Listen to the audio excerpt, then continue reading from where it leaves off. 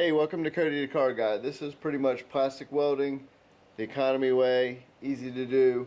When you have a repair like this and the front bumper covers say expensive, this is for a Mercedes, I can actually make this to where it's nearly impossible to tell it ever had a repair done. Just with a little bit of plastic welding, and you can actually get away with a solder gun. You can go to Harbor Freight, pick up some rods for your ABS and also for PVC. So what we'll do is we'll actually feed it as we go. We'll heat it up, melt it in. One of the things you're going to want to do is go ahead and get it as close as you can together, and then you want to secure it as best you can. I use a pair of vice grips. So I want to get it right where it's got to be. Alright, now that'll help hold it. You got enough of a base to get in there. You're going to want to sand as much of the paint as you can. I've got right where I need to be for the seal, and then we're actually going to sand any little imperfections get off, and then actually there's a special two-part epoxy we'll use that's made just for plastic because it flexes. Can't really use Bondo. Bondo, if it starts flexing, it's going to crack and pop off and look ugly. So we're going to go ahead and get this repaired. So this is plastic welding 101. You can do right there in your garage at home, on the driveway at home. Simple and easy to do. Let me show you. One little warning is it is going to get stinky. Once you start melting the plastic, what you want to do is get in here, start melting it in, and then you want to start feeding in some new rod.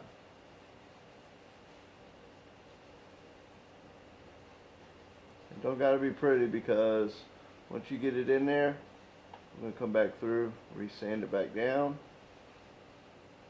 All you're doing is remelting this back in and making that back solid again.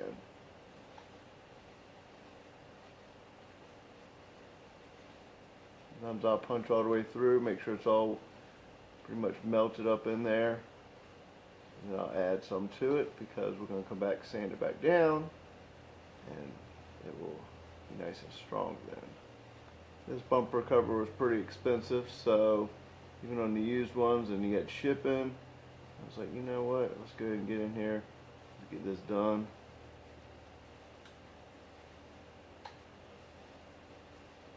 You can actually come in the back side and put a support in there too, and use some polyurethane adhesive. Put it on there. Once it's attached, it will never come apart. You'd have to hit a curb or something pretty good again. That's what happened on this one. Someone hit a curb. This front little section here, then we'll start working our way back up again.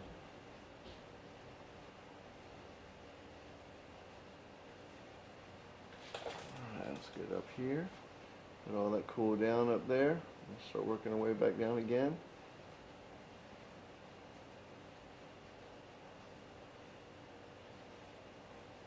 So the deeper you go in the hole, then fill back in, it's going to make for a strong repair.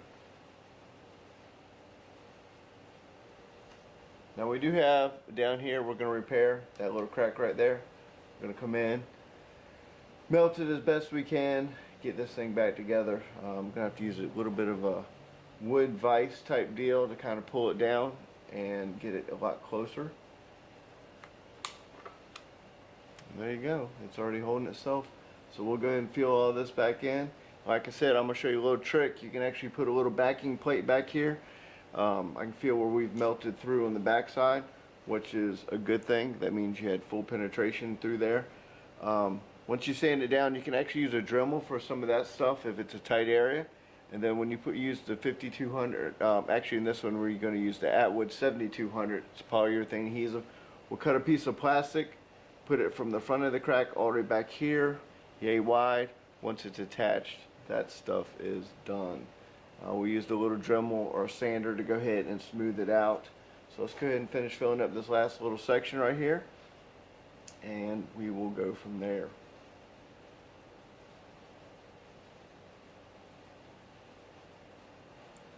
Like I said, it's okay if it goes through the back side. It just means you got full penetration, you filled up the crack, you can sand it down.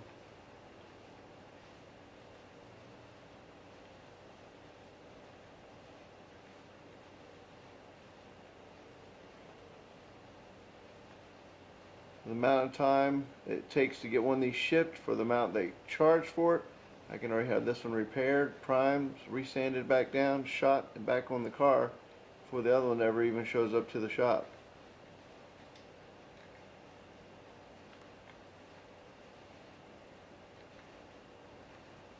This one you gotta be a little bit more careful when you're trying to do it because you don't want to warp out the edge right there, so you gotta kind of build it up a little bit. Then you just gotta sand it back down.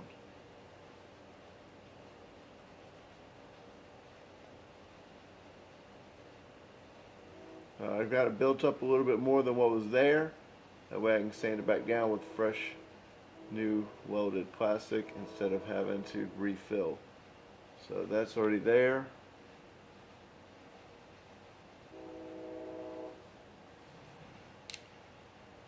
Alright. Now, once you get it like this and we sand it back down, we'll get the first layer. We can fill in anything in the back that's got any holes that we went all the way through. I'm going to go ahead and see what we got to do to get these in position in the right spot so we can go ahead and get these sealed up. So let me get my vise and we'll come right back. Now pretty much what you want to do is you want to go ahead and grind as much paint as you can. I use a little Dremel on that one.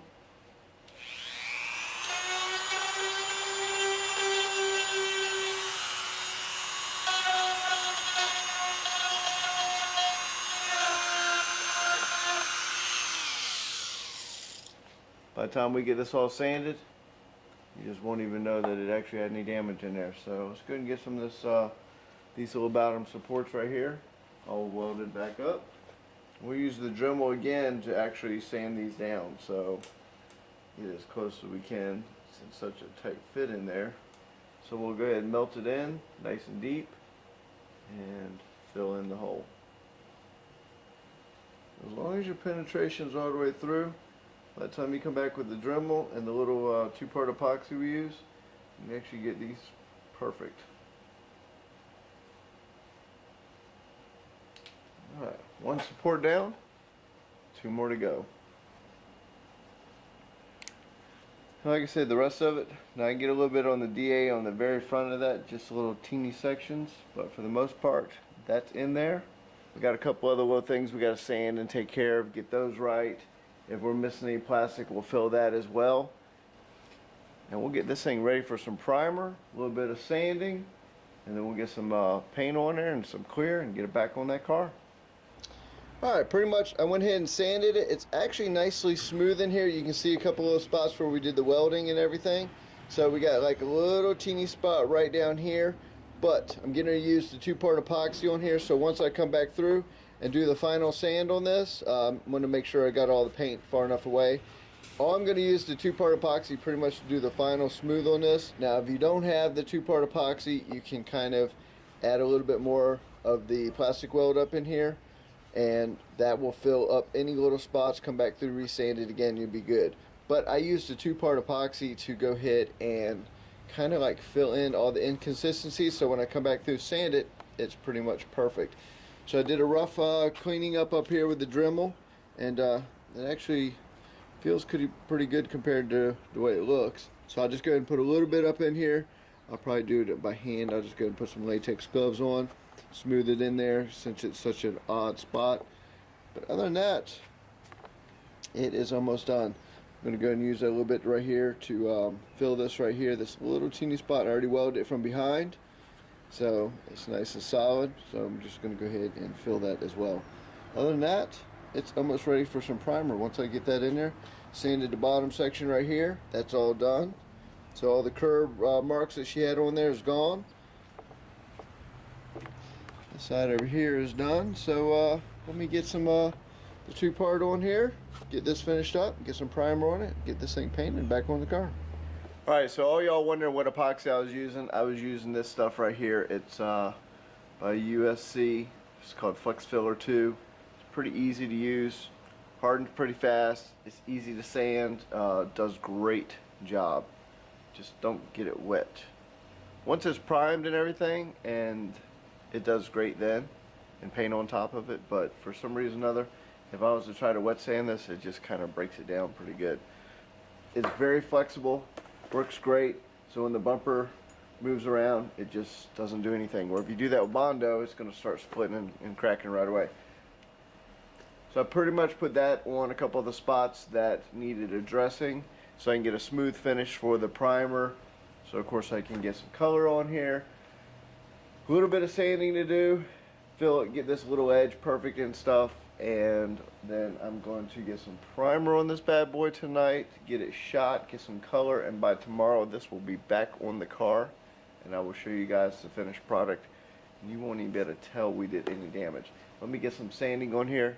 I'm going to come back, show you, then I'm going to get some primer on here, I'm going to come back, show you what it looks like, and then of course after I get it painted. So tonight paint will be on this 100%. It's time for me to get to work. Alright, got a little bit of primer on this thing and it doesn't look that bad at all. So a little bit more primer, a little bit more sanding. I just had to pretty much come back through and touch up, and once we get the final primer on this, it will look really good. Alright, pretty much got it out of the paint booth, sitting in some sun to do a little bit of baking. Still got that little bit of tape to pull off on the trim. Went ahead and put some of the fog lights back in, and that was where the welding was done. Now I will just go ahead and point it out. I managed to bump it after I got in here doing it, so I'm gonna have to actually buff that little spot out. That pretty much gives you an idea. After I laid down the clear, it's pretty shiny.